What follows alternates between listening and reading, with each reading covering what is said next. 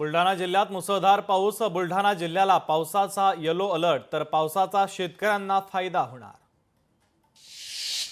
भंडारा जिल्ह्यामध्ये मुसळधार पावसामुळे जिल्ह्यातील नदी नाले ओसंडून वाहत आहेत, तर गोसेखुर्द धरणातून वैनगंगा नदीपात्रामध्ये पाण्याचा विसर्ग सुरू।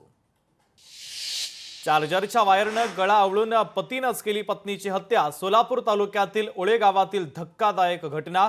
घटनेनंतर नवऱ्याची देखील गळफास घेत आत्महत्या।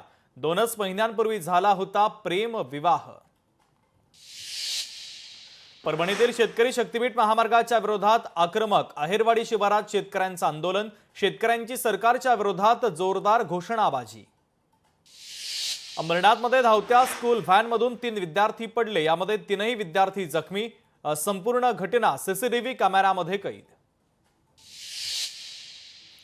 संजय गायकवाडांच्या विरोधामध्ये डोंबिवलीत मनसेचे कार्यकर्ते आक्रमक। संभाजी महाराज यांच्याबद्दल वादग्रस्त विधानाच्या विरोधात आक्रमक। प्रतिकात्मक फोटोला जोडे मारत व्यक्त केला निषेध।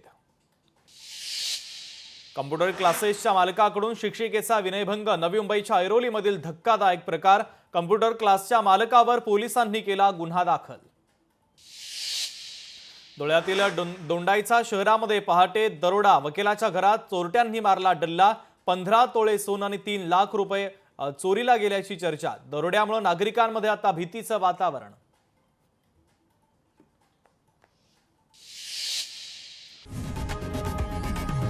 लोकशाही मराठी ऐका, पहा, जागरूक रहा।